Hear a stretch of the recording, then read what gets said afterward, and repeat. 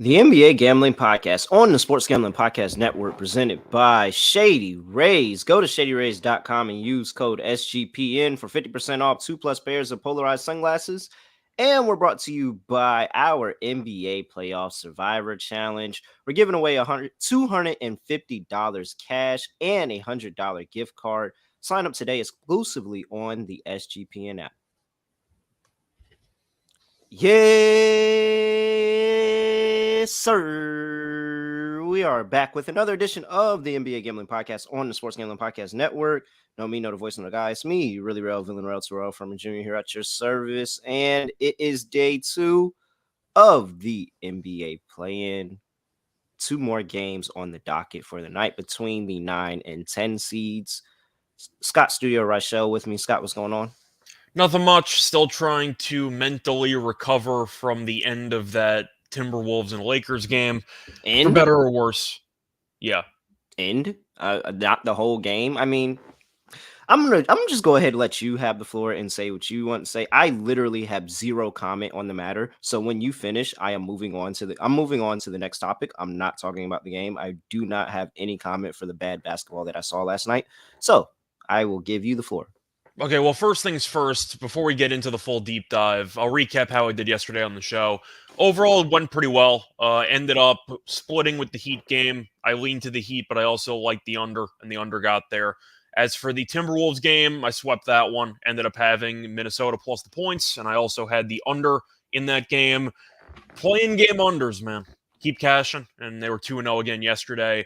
As for the lock and dog, I had a no-sweat winner and a no-sweat loser. I had Kyle Anderson over 13.5 rebounds plus assists.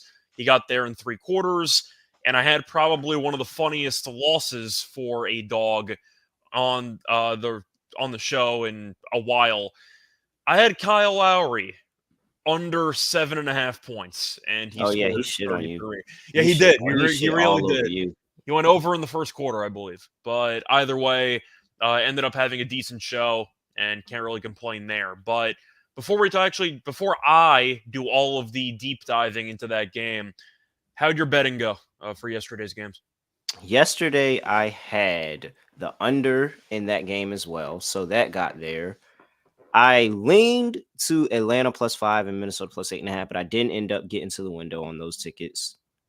I did think that Atlanta was going to cover, but at some point, Jimmy Butler was going to turn it on and beat him in the fourth quarter, and they were going to get the win. So I had Jimmy 25 plus and a win, and Jimmy had 21 going into the fourth quarter, and then proceeded to not beat him at all. Like he couldn't make a layup. He should very much consider changing his pronouns until he decides to be him again. But so I didn't get that, but I also did have Cat over 23.5, and that got there. I ended up laddering it. That didn't get there because Cat decided to also not show up in the fourth quarter because he's also not him. And 2 shots, no points in a do or die game. Well, it wasn't do or die. I guess they understood the fact that they had one more game. But yeah, that sucks. So I didn't get the ladder, but I cashed the prop. So that was the big money maker. And then Kyle Anderson, double. It was never in doubt. That was never in doubt. Plus 200. More the other than that. It was 280. Did he go? Plus 2. I got plus 200. I didn't see plus 200. Okay, I was gonna say I thought it was like 210, give or take. Yeah. I got a plus 200 on it, and it was really, really good. It was hilarious because Sean texts me, and he's trying to put in the parlay that we talked about on the Mothership pod of Cat 30 plus points, Kyle Anderson double, but he's using FanDuel. And so Sean never uses FanDuel, by the way. And so he's sitting there like, wait, I can't parlay Kyle Anderson double with the 30 plus points. And I said, no, you can't parlay double on FanDuel. You have to actually pick out the double. Yeah. Mm-hmm. And so he decided to go with rebounds. I told him that there was a possibility that could be points or assists. I mean, it could be assists or rebounds. And he decided on rebounds. And he immediately texts me like, of course this fucker gets it on assists. Well, that's definitely happened to me before where I picked the wrong way that the person gets a double. But I also forgot to mention, which Nick mentioned before, I noticed that FanDuel, since you brought up the book, they have a brand new playoff prop that's available for you. You can bet on the largest comeback of the game. You can bet on a comeback win, so you can bet on teams to trail by X amount of points and win the game. I mentioned the Lakers to trail by 10 and win the game at 4-1. So that also got there, which worked out well for me. But anyway, I've stalled long enough. I think it's time to fully go into the ending of that game. There's a lot of layers to unpack, so we'll start off with the basics. Minnesota. We know that they blew a bunch of games in the playoffs last year to Memphis, and we know that it didn't exactly change much in with the coaching staff. But they scored 7 points in the final 11 minutes of the game. That's including the 3 free throws for Mike Conley with 0.1 on the clock. They made 2 baskets in the final 11 minutes of the game, and both of them were Anthony Edwards transition dunks. That was it. In every half-court possession, they didn't score for the final 11 minutes of the game, including overtime. I cannot even describe what either offense was trying to do down the stretch of the game. And now the Lakers had a couple of shots. Rui hit a 3. Schroeder hit that big 3. A couple of guys made some shots. But Cat had 5 fouls with about 7 minutes left in the fourth quarter, 8 minutes left in the fourth quarter. And the Lakers proceeded to just never attempt another layup ever again. I don't know what happened. Both teams decided to turn it into a 3-point shooting contest, and neither team could shoot. And it turned into one of the ugliest fourth quarters you can possibly see. But I'm trying to think of which way to go about it, since I know you don't want to talk about the game, and rightfully so. I'll go from a viewing perspective. That game was like that movie that was so bad that eventually it crossed over this threshold where the game was actually kind of fun. It was horrible. It was some of the worst basketball I've seen in a long time in the NBA, but I had a great time. I think it was when Davis committed the foul on Conley. I just realized this is actually just a hell of an experience. Like, it was a horrible game, don't get me wrong, and it's something you should not want to show your kids if you want to teach them how to play basketball. I had a fun time in the final 10, 15 minutes of live action just because I embraced the meme and I recognized how bad the quality was. And I thought it was a laugh riot. I had a great time watching the end of that game. But yeah, definitely not a very good game to use as coaching material if you want to teach younger kids how to play the sport. Besides that, though, my other takeaway was that everybody on Minnesota wanted nothing to do with the basketball in the final 11 minutes. Seems like nobody wanted to shoot the ball. Edwards went like 3 for 17, so he might not be him either. But there were a lot of really, really ugly coaching decisions throughout that game. And I think Chris Finch, there needs to be a discussion about his future with the team, because when you blow that many playoff games last year in a playoff series you probably should have won, and then you immediately blow another double-digit lead and your team barely scores in the final 11 minutes, you might need to switch head coaches. I'm just going to throw it out there. I thought Finch did nothing to help the situation. Minnesota looked like, as a team, deer in the headlights, and they ended up losing. I expect them to probably lose again in the next playing game. But anyway, that's my brief discussion. A lot of layers to unpack. If you want to do that in the comment section, you can. But there you go. I tried to be somewhat organized and somewhat comprehensive. I think I'm done. Do you have anything you want to add on any player, any coach, anything, or you're just done?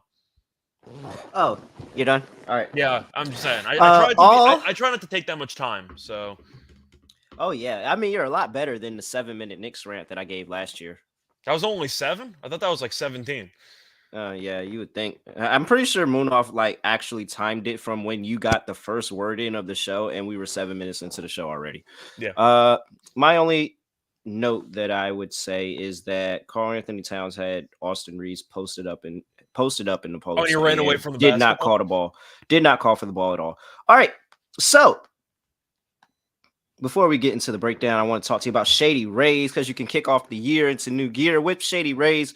From premium polarized shades to customizable snow goggles, this is an independent sunglass company, and they're amazing. Like, they're totally great. Scott keeps ducking wearing his Shady Rays on camera.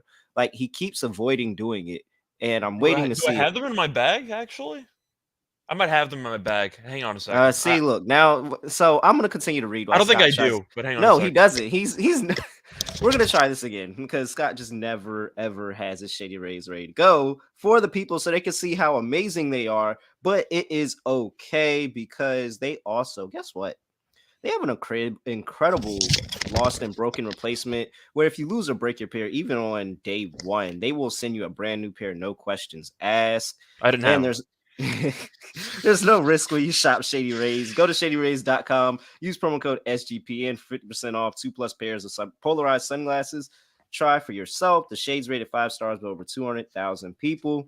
And we're also brought to you by the NBA Survivor Challenge. Make sure you go to our challenge tab in the SGPN app because we're giving away $250 cash and a $100 gift card to our merch store. All you have to do is go check out our NBA Playoff Survivor Challenge and win. All right, let's go ahead and get into this slate for today. We have 2 play-in games today. First game on the slate is the Chicago Bulls going to play Toronto Raptors in Toronto. Toronto opened as a 5-point favorite. They are now a 6-point favorite. Total opened up at 217.5 all the way down to 212.5, probably because the unders in play-in games are 11-3 since the play-in started. So, injury report for these 2 teams and for the Chicago Bulls, guess what? It's Lonzo Ball. That's it. And we don't know if we're ever going to see him play basketball ever again, apparently. And for the Toronto Raptors, you don't have anything to worry about either because neither one of the 2 people that are on here you've seen in the past month, 2, 3, 4, or anything like that. So, pretty clean injury reports for both teams. Scott, I'm going to throw it over to you. What are you doing here with the Chicago Bulls versus Toronto Raptors? Well, I don't like to brag, but I feel like most people that are longtime listeners of the show are aware that I'm probably 0 for my last 30 predicting Toronto games. So just keep that in mind. So you should probably do the opposite of whatever the hell I'm thinking for this game in particular. I'm going to lean Toronto. Ah, I know. I'm just going to do it. sorry, you're going to win this bet. I just think at the end of the day, the Bulls are a team that, have been mostly cold, but they occasionally get hot. But as a result, they're 40-42. I don't think this team is very good. And I think the spacing can be a bit off at times now that Patrick Beverley actually plays significant minutes. Having said that, he is king of the playing games. So we'll see how he does in this particular matchup. But DeRozan and Levine really haven't gelled properly for the last couple of months. I'm sure you noticed that as well, along with most people. But you're looking at Beverley and Caruso. Both of them can't really shoot, so the spacing is completely shot.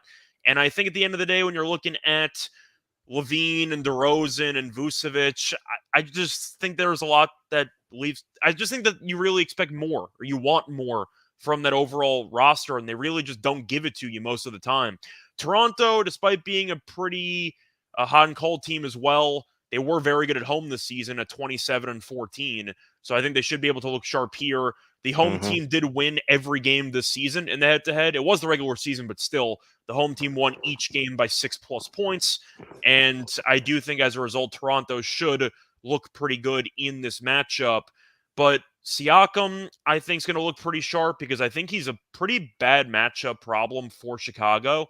They don't really have any tweeners, any stretch for, small forwards who can really just cause problems for him. I think that Siakam should have a big game. I think Pirtle's going to do well on the glass. The problem is Van Vliet, because Van Vliet could easily shoot Toronto out of this game. But assuming Van Vliet isn't atrocious from the floor, I think Toronto's got enough weapons, and I think they have enough pieces to really make Chicago's defense uncomfortable. I'm going to lean Toronto in the spot. I am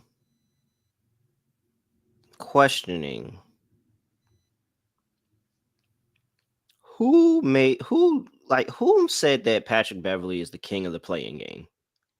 Well, I kind of just meant because he treats it like it's the but yeah. I've heard this a lot recently. I've heard this a lot recently, and I'm just sitting here thinking, like, this man has played in one playing game, and it was against the Clippers. Like, that's why he got up, because it was against the Clippers. You had a chance to knock the Clippers out the playoffs. Like, I mean, shout out to my guy Quiet because one of my guys, and he has been on the Patrick Beverly wave, and he's been telling me, and I've just been sitting there like, I don't know, I don't see it. Well, I can't call you the king of the play-in off of one play-in game, and it was against the Clippers. Like, they were, now you're playing against Toronto. You have no beef with Toronto, and so you know, I think that with me, it's Toronto. Yes, the home court does go into it. I've been talking about Toronto's home court all season. In the beginning of the season, I thought that they were going to have a really, really good home court this year just because of the fact of COVID. This is the first time that full fans can be in there since COVID. And, the restrictions are let up. So now more visitors can get there as well. So it was like, oh, this is going to be a lot better of an atmosphere. And now we're talking about playoff basketball.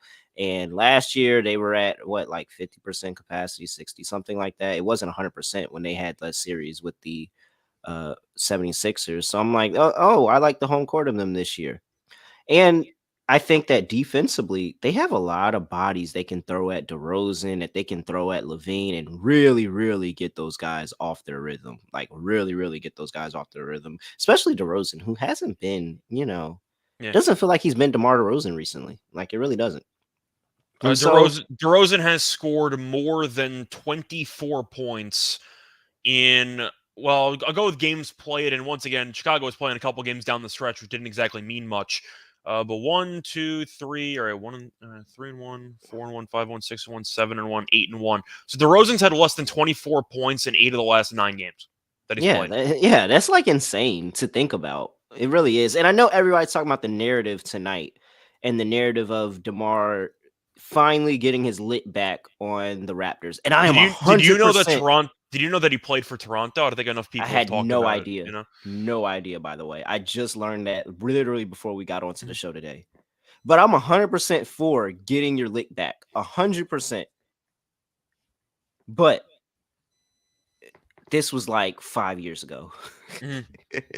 Like at some point, you had to have gotten your lick back in those 5 years. Like He if you did in didn't San get it, Antonio. if you didn't that get already it, happened. if you didn't get your lick back by now, you're not getting it back. I'm sorry. I'm just letting you know you're not going to get it back. So I'm good. I think that OG is really going to give him some problems. I think that I like the options. I'm going to be, Pascal and Vucevic, Jakob Poeltl and Vucevic. Those matchups are going to be really, really fun today. I got somebody that I like coming off the bench for Toronto that I'm laddering his points prop. We'll talk about him in a second, but I'm taking Toronto -6. I like the line movement that I got in this game. I like the contrarian angle of everybody playing Chicago, and we're coming in on Toronto here. So I like Toronto -6. We're both on the under. I don't think I'm going to waste anybody's time with that. Yeah. And so player props, let me just go ahead and talk about my guy. And Gary Trent Jr. is at 12.5 points today. The thing that I really, really like about him in this game is the fact of how he can change his offense depending on the personnel on the court. So if he plays his 6-man role and he's inserted into the starting lineup, he can be that spot up shooter that can really, really like stretch and make Chicago really, really have to focus in and key in on the 3-point shot. But when he comes in and he leads that second unit, he can be a guy that can create his own shot. Like he really, really can. And so I'm looking at 12.5. I'm like, man, I think this is a tad bit low for somebody that, one, if he gets going from 3 and knocks down a bunch of threes, we're cashing this with ease. And I like it, even if he doesn't have his 3-point shot going today. I think that he'll have a good opportunity to be able to get a lot of easy buckets at the rim. We talk about the rim protection for Chicago all the time and how that's not there, especially in that second unit. So, yeah, I like Gary Trent today over 12.5 points, and I'm going to play him up to 20. 20 plus points is 7-1. I think that he can get there. He's one of those guys. Yeah, I feel like Bay kind of showed the framework of what you're looking for some of these known 3-point shooters. They don't have to only give you threes in a game. They can give you a decent amount of variety. And Sadiq Bey did score 17 points, and he only made 3 threes. Now, he attempted 9 of them, but the point is that means he attempted 8 shots that were not 3-pointers, and he was effective because he was aggressive, and teams expected him to settle for a bunch of threes, and he didn't. He put some pressure on the defense, and I think that He was Gary Trent killer can do on the same boards. thing. Yeah, he was good. Well, that was also a thing I didn't recap from yesterday. Shout out to Capella for his 4-point, 21 rebound game yesterday. Shout out to him. And for I being have a Bam friend. Adebayo's father. I Congrats to have him. I have a friend that took his over 7.5 and was like kicking himself the entire time. Like, how do you have all these rebounds and no putbacks? It was also because he was 0 for 4 from the foul line. So that didn't Yep. help. But anyway, just to go back to this game in particular, I like your angle on Trent. I think that worst case scenario, the Raptors should try to increase the floor spacing. Mm-hmm. Siakam can shoot a little bit from the outside. Van Vliet forgot how to shoot, but you still want to create spacing and you want to let these guys get downhill. So if you're going to do that, you want to space the floor a bit. And I think that you'll end up seeing Trent play a decent amount of minutes because of how effective he can be at being a floor spacer and really being a solid 3-point shooter. And we know that Levine and DeRozan aren't exactly known for being great defensive players.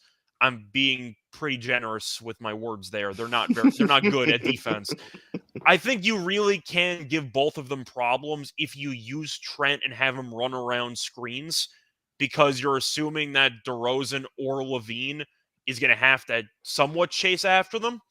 So if you use Trent and you give him a decent amount of minutes and you try to bring DeRozan and Levine just constantly running around the floor trying to cover him, you might be able to drain their gas tank. So I think you could. Mm-hmm.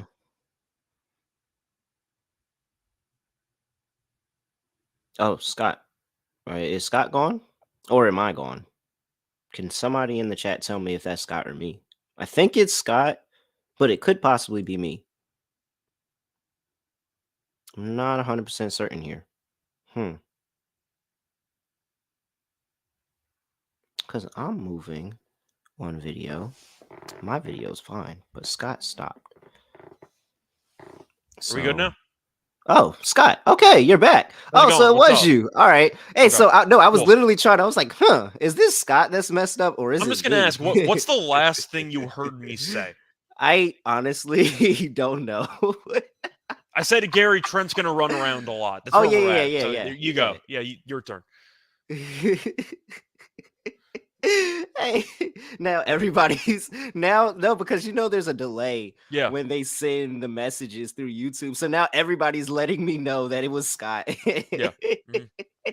No, guys, it's a delay. I see your messages, but it's like a 10-second, 15-second delay from when your messages comes through and when I'm talking. So it's actually really hilarious how many times. Appreciate everybody for listening. See, if you're listening to the podcast version, you got to tap in with us on the YouTube version. It's fun in here sometimes, man. YouTube.com/NBA Oh, Gaming I'm gonna Podcast. crop all that out. So if you're only catching the podcast, you're missing some of the jokes and behind the scenes stuff.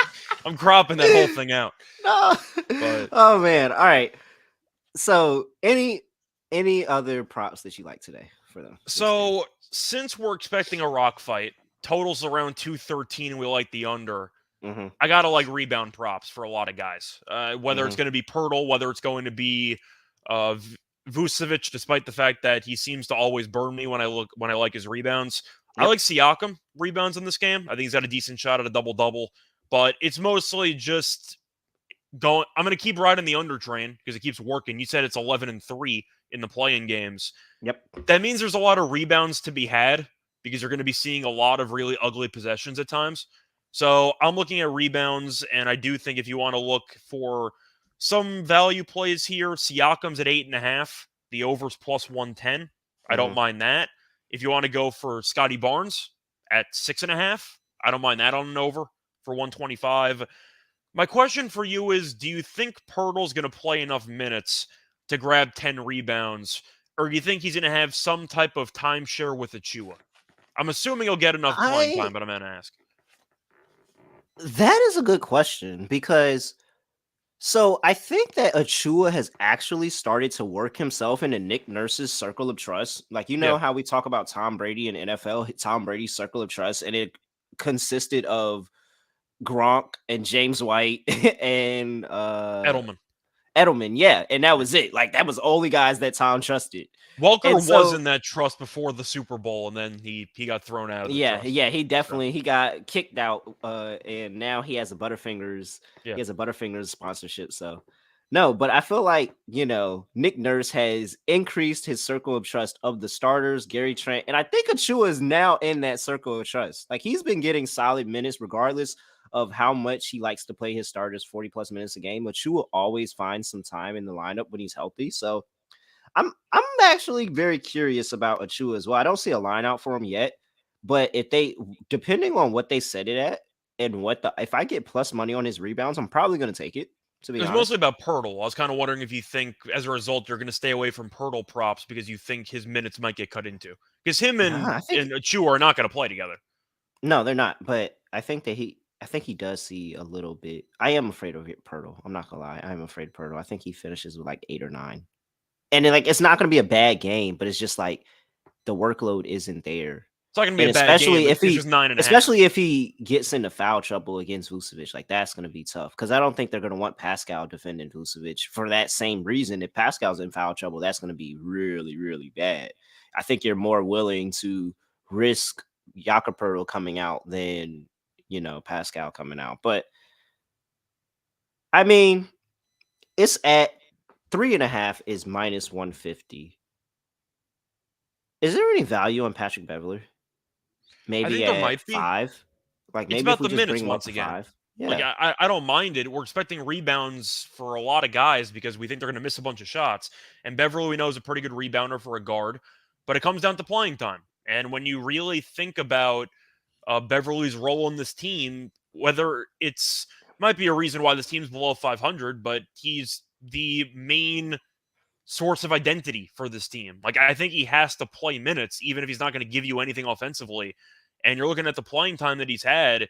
He's usually playing around 25 minutes, 27 minutes, give or take. And I think for the playing time alone, he should have some opportunities for rebounds.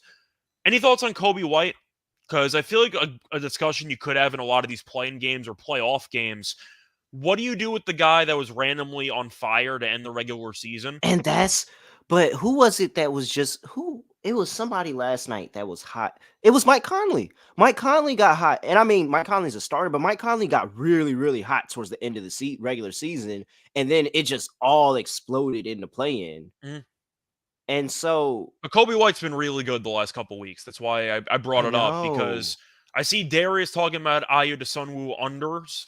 I don't mind that if you think his I minutes will don't be either. limited as I don't even well. think he's gonna get that many minutes, to be I honest. don't Like I don't think you're he's gonna you're get a gonna want to prop. play Like, yeah. Caruso. You're gonna want to play Caruso and Beverly a lot of minutes in this game. And so if he gets a prop, I'm with you. Just take the under. I don't think he gets a lot of minutes.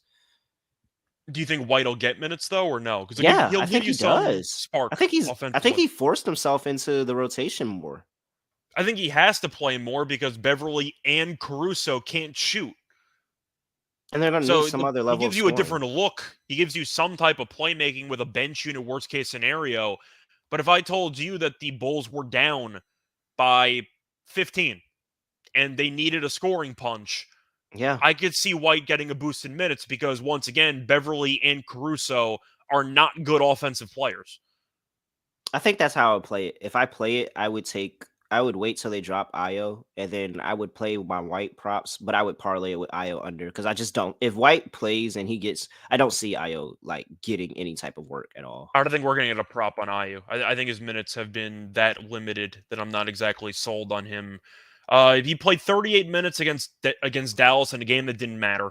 And you're looking down the line, he's mostly topping out at 18, 19 minutes. So Hmm. I doubt you'll see a player prop for him. Like But it's like maybe 6.5, 7, something like maybe. that. I'll take the under if they put up a prop, but I doubt they're going to put up a prop for him. All right. Anything else for this game? I'm trying to think if I want to make a case for Van Vliet assists. No, But once again, since I'm leaning under on the game, I'm no. not sure I'm not sure each team gets to 100. So, no, I think I'm pretty much done. I'm contemplating if I want to go with an under for DeRozan points, but 21.5 is kind of low, or maybe No, an I'm under on no. Levine. Wait, is it 21.5 really? So people already are hammering the under because it wasn't always 21. That's If 22.5 at plus money. Yeah, you can so the chop juice is on around, the but yeah. under. The Yeah. juice is on the under. Yeah, people have been betting the under on And DeRozan. Levine's at 25.5. I think if I had to lean to one, I'd probably lean to Levine under. That's a But contrarian play. I like it. That's a contrarian play. most people blindly take the over. We're expecting a hideous game of basketball. So I got to lean to unders, especially for points. All right. Vucevic under? So You just think Vucevic isn't ready for the moment and he just completely turtles? nah, if somebody goes off, I think it's Vucevic. Yeah. I mean, he has some Yeah. playoff experience with Orlando. He had some Yeah. moments there. If it's somebody that I think has a good game, I think it's Vucevic. All right. So I'm on Trent. Points over, ladder. You are what did you say you liked again? I'm on some rebounds here and there. My Yeah. connection broke. I forgot what the hell I liked. No, I'm gonna go with Siakam. Over 8.5 rebounds. I see Barnes at 6.5 rebounds too. I don't mind the over there. But Hmm. once again, we're expecting an ugly game of basketball, so I'm not going to be taking a bunch of overs and points and stuff like that Yeah. or assists. So Yeah. give me rebounds and I'll hope for a bunch of bricks. And I like that Pat Bev 5 rebounds or over 4.5 rebounds is at plus 130. I like that, man. I'll take my chances. I think he just somehow finds himself around the ball. All right. Before we get to the next game of the slate, we are going to talk about. Oh, wait. I have the wrong thing. There we go. That's why I was wondering where my reads were. All right. So now we're going to talk about sword vitality because when you're a knight in the kingdom and you're trying to defend the princess and make sure you cater to the princess's every single needs, you need to have a very, very strong sword. You can't have a wimpy sword and trying to, take care of the princess. I just saw the Mario movie, the Super Mario I was Brothers gonna say movie. that sounded like a Mario movie Yeah, segue. no, I But just okay. saw the Super Mario Brothers movie, and Mario, before he took, his sword vitality mushroom, he was getting waxed. Like he was getting waxed by Bowser. Bowser was pretty much embarrassing that man. Like it was actually, I was embarrassed for him because he was in front of all the women getting embarrassed like that. But then he took the sword vitality mushroom and he combined it with the star, and oh my gosh, Mario was back in the game. So if you too suffer from impotence, don't be afraid. A lot of people do. But sword vitality can help you increase your blood flow in ways that make you thrive as a man, and you'll get the best directions of your life. So, sword vitality, and it can increase your stamina. So, if you're, you know, 1 minute, 2 minute, 3 minute, you might be able to increase that to 10, 15, 20. Like you could go a little bit longer. So unsheath your sword with swordvitality.com. Use promo code SGPN for a nice discount at checkout. That's swordvitality.com, promo code SGPN. We're also brought to you by Talkify. So this is what you do. You get your sword vitality, you hop on Talkify, and you have yourself a good time because they're a matchmaking service that helps you achieve relationship success. And you don't want to go there. And let's just say you get lucky on the first date and you have that issue. You need to make sure you take your sword vitality beforehand. And look, I'm telling you, you're gonna get a first date with Talkify because 80% of the clients get their first date within the first 12 matches. So right now, go to Talkify. They are offering our listeners 20% off when you become a client at talkify.com/SGPN. That's Talkify, TAWKIFY.com/SGPN for 20% off when you become a client. Talkify.com/SGPN. All right, Scott, let's get into the last game. Well, I was gonna say, And are we doing another read or we're gonna wait for another break? no, that's it. That's it. Yeah, There's that's it. no there's no dog. Under. No. Is there an underdog read? No, no, Oh, okay. that's for other people that are not us. We're cool. We don't do underdog reads. Oh, okay.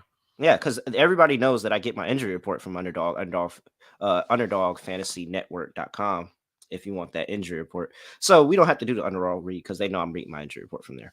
I'll probably But cut that from the podcast version too. I was just making sure. Okay, cool. Cool. If it's something I don't like, just toss it out. Hey, Scott's got Right. a lot more editing to do than he normally Yeah. has to do. All right, man. This is hilarious. This is why you got to be on youtube.com, man. All right. Oklahoma City Thunder are playing the New Orleans Pelicans in New Orleans. Line opened up at 5. It's now over at 5.5. 232 is what it opened at. It's now down to 227. Injury report for these two teams. And we have the Pokusevski is out for the Thunder. He's been out for a while, but it looked like he could have gone and he's not going. And for the Pelicans, Larry Nance Jr. is questionable. Otherwise, Zion and Jose Alvarado are both out. Those Zion quotes, by the way, were just so upsetting. So let me just go ahead and say my take on this really quick I had to bring it up. because I tweeted this yesterday, and I said this was about the Hawks and the Heat game last night, and it came out that Trae Young was being shopped around in trades, and I said, I have a firm belief that when stuff like this comes out on the day of the game, it's they trying to throw me off of the right side. And I already liked Hawks +5. And I was like, I feel like they're trying to throw me off Hawks +5 because people are going to see this and be like, oh, look at what's going on in Atlanta. They're not going to be ready. He's not going to be locked in. And they're going to probably go bet Miami. I feel like they're doing the same thing here because we all knew Zion was not coming back. We been knew this. But for it to come out today, this morning, of the quotes of him talking about, or was it last night? It was something like that, whatever. And for it to come out that, oh, yeah, I'm physically fine. It's just, I want to make sure that everything is good before coming on the court. And I don't want to ruin things for the team and all that. Like, I feel like that's them trying to throw me off the scent of I'm supposed to be on the Pelicans -5.5 here. And I'm staying on the Pelicans -5.5 here because, again, I am a very contrarian bettor. This is one of the best contrarian spots in the play-in because there's 2 games going on today. And, there's a heavy side in both games on one way, on the dogs on both sides. I think the Pelicans' experience is going to play a really big factor in this because they've survived the play-in just last year. This entire roster was on that team last year where they survived the play-in. And so I think that this is an opportunity for them to take care of business at the crib where they've been really, really good all year.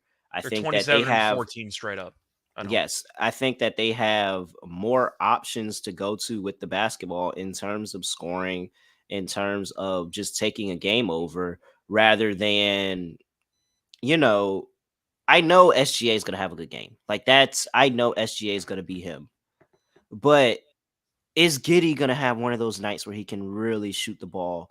I don't know. Am I gonna get it from J-Dub? Is the rest of the team gonna step up to this moment like I know SGA will? And I don't know. I really, really don't know. Whereas Brandon Ingram, he can do everything SGA does. He can carry his team just like SGA can. And then I feel like the other pieces, the Trey Murphy's, even Herb Jones has stepped up recently when they He had a needed it. 30 piece the other day. Yes, in a must-win game, Yeah. 30. Him and Trey Murphy in must-win games, 30. And so Valanciunas, I think he has a really, really good matchup here. And we know CJ loves to feed him in the post when he has great matchups. So I think he has a really good game here. I want to be on the Thunder so bad. Y'all know how much I love this team. I've been talking about the Thunder for the past 2 years of doing this show. And SGA is one of my favorite props to bet. We deserve an SGA playoff series. I don't think we get it this year. I'm going Pelicans -5.5. So, of course, I'm rooting for the Thunder because that team is just so fun. And I do like rooting for an underdog story. However, I'm going to go with New Orleans as well. Unfortunately, for content purposes, we agree with each other on both games. So that's not going to give you much of a discussion trying to convince each other. I like New Orleans. You mentioned the experience and the fact that New Orleans is at home. Thunder on the road this season, they are not good on the road. So I think they probably struggle here. Inexperience is also going to play a factor, but the main reason why I'm not sold on the Thunder in this spot, they can't guard anybody. I feel like we got to talk about it. Like, they don't play any defense whatsoever. New Yeah. Orleans has had moments where they don't guard people either, but at least recently, they have kind of flipped the switch defensively. At least And I can tell you multiple people that on New Orleans that can play defense. Herb yeah, Jones, Dyson Daniels. Like, I can't give you those names on the Thunder have OKC. Dort, and Dort has not really been much of a factor because he forgot how to shoot, so his minutes have been kind of inconsistent lately. I But the forgot Thunder about are Dort. 16 and 25 on the road. The 4 meetings in the regular season worked pretty interesting because the Pelicans did win 3 of the 4. The one time they didn't win, Ingram didn't play. However, all 4 games were close for the Thunder. They lost the first 3 meetings by 4 points or less, and they won the last meeting by 14. But once again, Ingram did not play. So it's a bit of an interesting head-to-head there. But the fact that New Orleans has been there and they're at home. And every year there's like a young up and coming team that we root for who's a fun watch, and we hope they make a run, and they lose immediately because they can't guard anybody. Am I wrong for comparing the Thunder to like previous years of Charlotte Hornets playing basketball? Because they No. got killed in those games, but Yeah. LaMelo, we know, is a fun, I don't want to say superstar, but he's a fun star of an upstart team, and Yeah. you were hoping they'd be able to outscore teams. But when the pace slows down and when you need to play playoff basketball defense, they couldn't make the transition. I think the Thunder are going to struggle defensively. I think the Pelicans are going to look a lot sharper.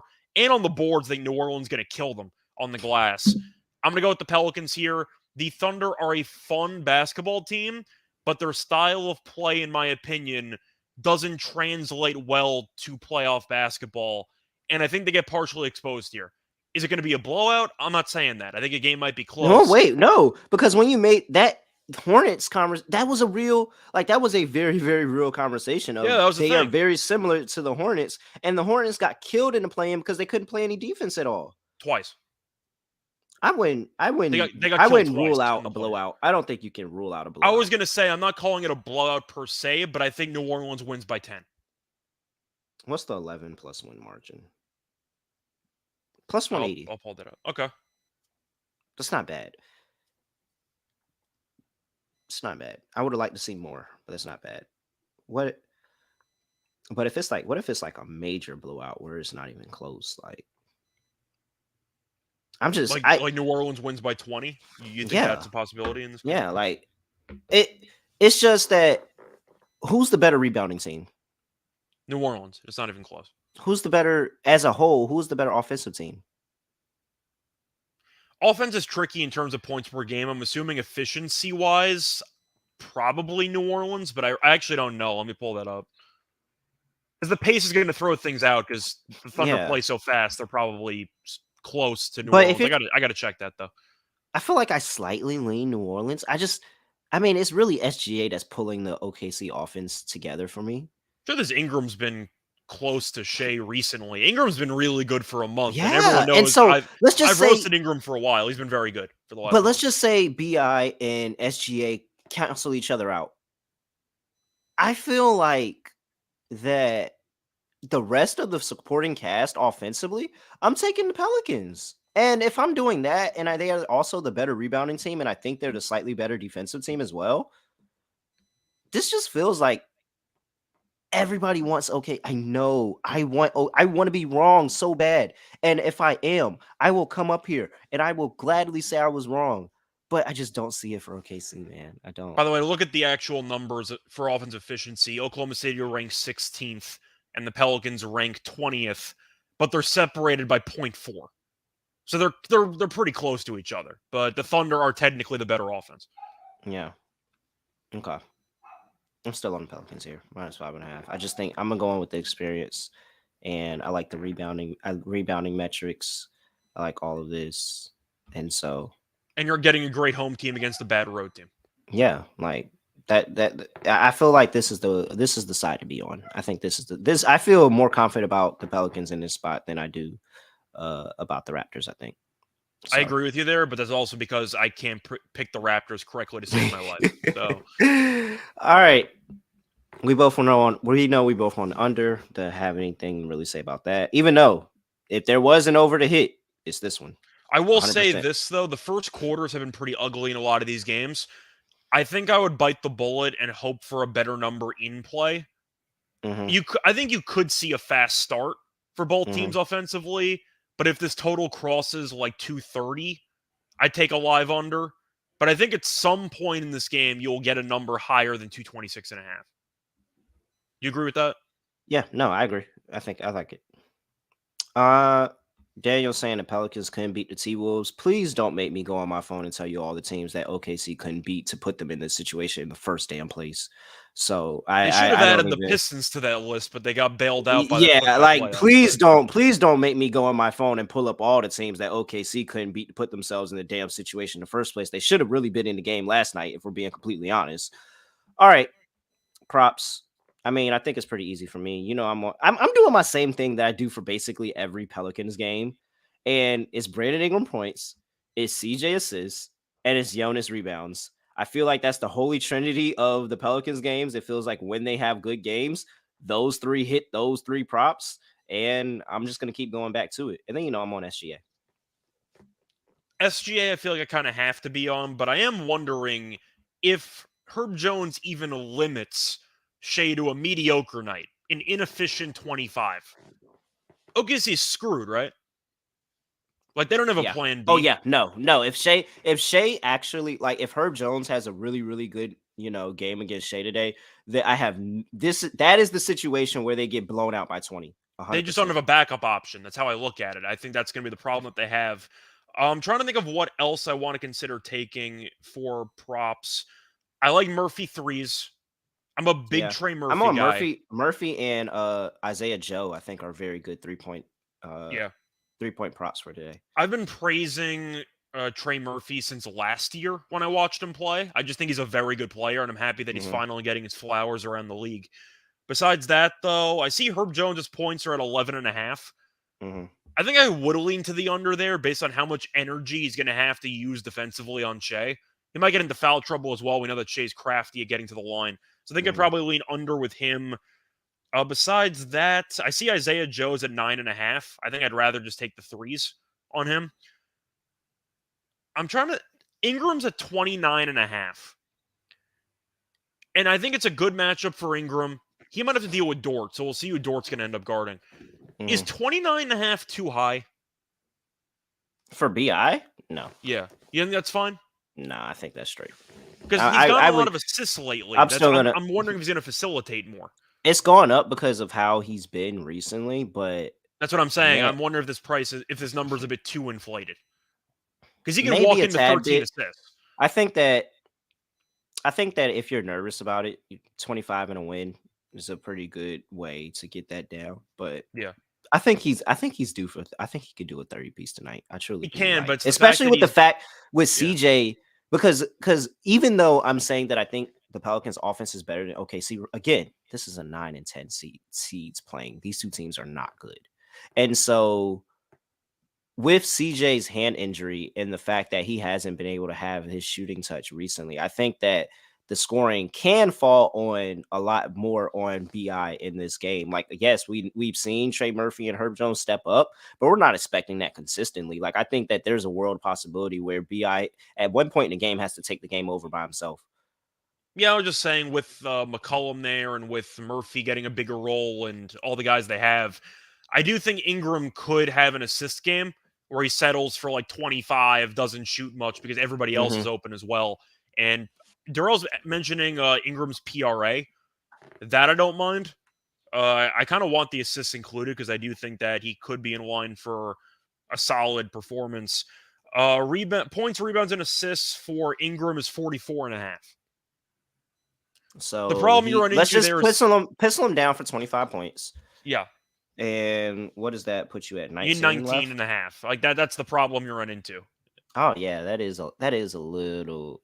I think that is definitely an inflated number. You're basically saying he's Yeah. getting a triple double. Assuming he only scores 25.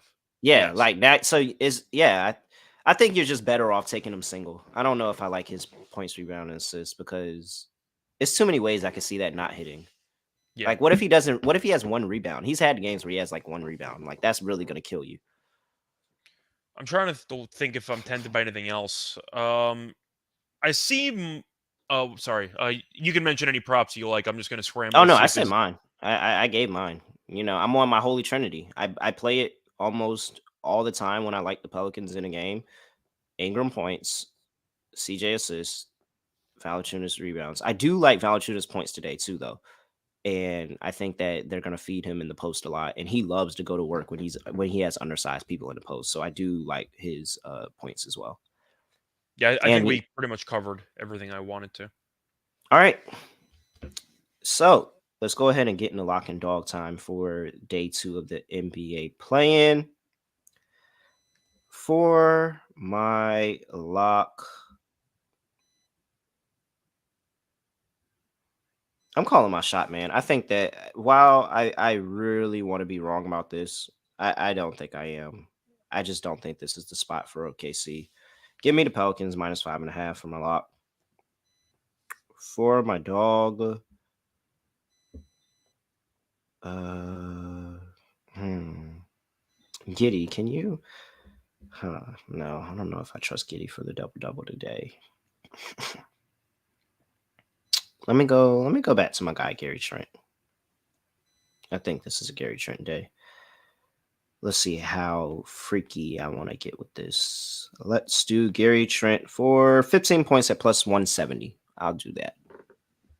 Okay. So for my lock in this one, I think I'm going to have to do it, despite how low this number might be.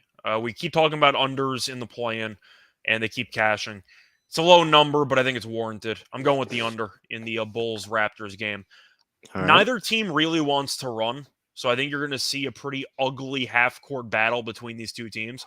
To go through the totals this season, first meeting back in November landed 217. Second meeting landed 208. Third meeting, which was late February, landed 202. Those are regular season games, and arguably the highest regular season, just scoring wise, season of all time. I think you're going to see a rock fight. I think that each team might not reach 100 points. It might be that ugly. We know the unders have been very good. I'll take the under 213 here between the Raptors and the Bulls as my lock.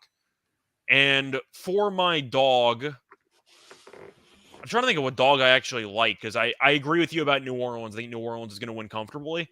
But I think that there might not be much value with the actual side or total in that game.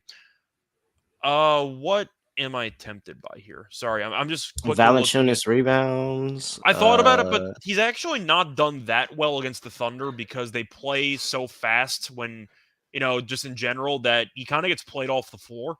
I'm assuming Valanciunas will play more because the playoffs tend to take a slower feel to it compared to the regular season, but I do at least have to bring that up.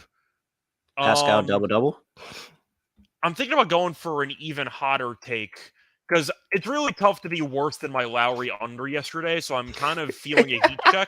You really can't do worse than that when he goes over. Yeah, he had 33. He had 33. All right, I think I he said he wasn't gonna get. He said he wasn't gonna get 8. He had 33. Like, that's brutal. I think he had 10 in the first quarter. You know what? I am gonna go with a bit of a hot take here because it's gonna be a 3-point prop, but the number's gonna be a half. I'm going to go with DeMar DeRozan under half a 3-pointer. Well, he takes them. I'll let you know that. He's been taking the fuck out of them recently. But he's not making any of them. Like, I do feel like based on his usual number of 2 and the fact that he can't really hit any, I'm wondering if DeRozan will pivot back to his usual form, which is a bunch of middies and getting to the line a lot. But you're looking at DeRozan's numbers here. Last couple games, 1 for 4, 0 for 1, 1 for 4, 0 for 4, 1 like, for why 2, are you taking 0 for 4? 2. Like, that's the point. He can't make him when he takes 4. Why are you taking 4? Like, it's really like that's what's gonna piss me off if he takes 4 freaking. Even though I'm on the Raptors, so I should want him to take 4 attempts. He's really gonna piss me off if he takes 4 attempts from 3. My point is DeRozan, who's been in a bunch of playoff games, should know, kind of like Jimmy, because you can kind of compare their overall offensive games to each other. Yeah, very much. DeRozan's a better mid-range jump shooter, in my opinion, but both guys rarely, if ever, shoot. And you're looking at how Butler played yesterday. He attempted 1 3-pointer because he knows I probably shouldn't be taking these in meaningful games. So I think that a big reason why DeRozan had the uptick in threes was because the games didn't exactly matter that much down the stretch because Chicago is kind of locked into a play-in spot for the last week or two. I'm going DeRozan under half a 3-pointer plus 115. If he attempts 2, I can live with that.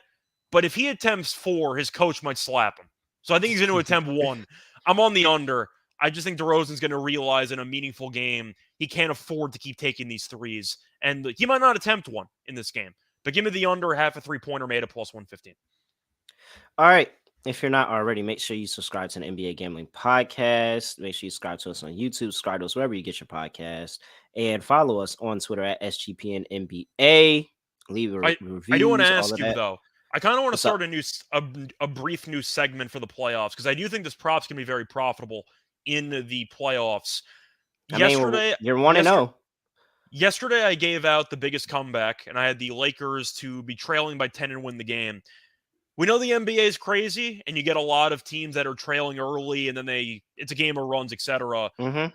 I want to do a segment just to wrap up every episode where we pick one comeback that we kind of try to Where do you predict. see that at? Like, what section is it at up there? I know FanDuel had it for yesterday's game with the Lakers. If maybe they don't have it up yet, but I saw it. What Assuming section do you remember? What it was section in you its saw own it in? section, it just said Oh, it was in largest its own comeback. section. It was its own Largest section. comeback. Wow. Oh yeah, I don't see it. So they might not have it up I yet. don't see it either, but if they do, is there Or you one broke the team? mold. You might have broke the mold, and they might not bring it back. I might have, but assuming, or they realize this is a horrible idea for a prop and they're never going to do it again. Assuming they bring it back, is there one team that you'd pick to be down 10, 15, or 20 and win the game? New Orleans. New Orleans? Okay. Yeah, because again, like I'm not going to take away that I think that the Thunder still, this is a good spot for them. Road dogs. We like them as road dogs. But we have seen OKC, not OKC, but the Pelicans, specifically the game I'm talking about with the Kings, where they absolutely blew it in the first half and then realized this is a do or die game and they came back and won. So I would say New Orleans. A part of it's kind of leaning Toronto and just wondering if they come out flat and Chicago maybe has a bit of a early scoring run. Levine and DeRozan hit some shots. It's 14-4, 5 minutes in, and then Toronto goes on a run there.